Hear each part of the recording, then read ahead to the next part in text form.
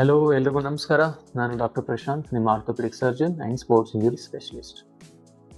ಇವತ್ತು ನಾವು sports injuries of knee joint ಬಗ್ಗೆ ತಿಳ್ಕೊಳ್ಳೋಣ. ನೀ ಜಾಯಿಂಟ್ ಅಂದರೆ ನಿಮ್ಮ ಮಂಡಿ ಜಾಯಿಂಟ್. ಕೆಲವೊಂದು ಸೈನ್ಸ್ ಆ್ಯಂಡ್ ಸಿಂಪ್ಟಮ್ಸ್ನ ನೀವು ತಿಳ್ಕೋಬೇಕು. ನೀ ಇಂಜುರೀಸ್ ಆದರೆ ಯಾವ ರೀತಿ ಇರುತ್ತೆ ಅಂತ.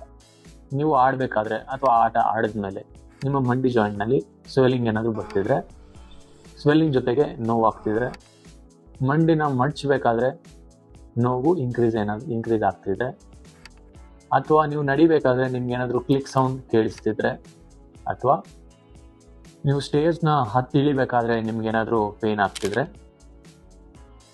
ಇಂಡಿಯನ್ ಟಾಯ್ಲೆಟಲ್ಲಿ ಕೂರಕ್ಕೆ ಕಷ್ಟ ಆಗ್ತಿದೆ ಅಂದರೆ, ನೆಲದ ಮೇಲೆ ಕುತ್ಕೊಳ್ಳೋಕ್ಕೆ ಹಾಗೂ ನೆಲದ ಮೇಲೆ ಕುತ್ಕೊಂಡು ಎದ್ದೇಳಬೇಕಾದ್ರೆ ನಿಮಗೆ ತುಂಬ ನೋವು ಆಗ್ತಿದ್ರೆ, ಇದು ಸೀರಿಯಸ್ ನೀ ಇಂಜುರಿ ಅನ್ನೋದನ್ನ ನೀವು ತಿಳ್ಕೊಬೇಕು.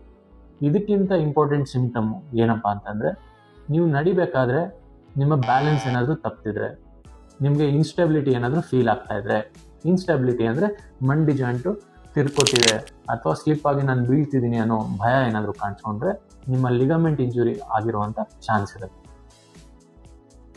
ಈಗೇನಾದರೂ ಸಿಂಪ್ಟಮ್ಸು ನಿಮ್ಗೇನಾದರೂ ಇದ್ದರೆ ನೀವು ಕೂಡಲೇ ಒಬ್ಬ ಆರ್ಥೋಪೆಡಿಕ್ ಸರ್ಜನ್ನ ಕನ್ಸಲ್ಟ್ ಮಾಡಬೇಕು. ಕನ್ಸಲ್ಟ್ ಮಾಡಲಿಲ್ಲ ಅಂದರೆ ಈವನ್ ಒಂದು ಮೈನರ್ ಇಂಜುರಿ ಕೂಡ ಮೇಜರ್ ಇಂಜುರಿ ಆಗಿ ಕನ್ವರ್ಟ್ ಆಗ್ಬೋದು. ಸೊ ಸೇವ್ ಯುವರ್ ನೀ joint and please consult on time. Thank you.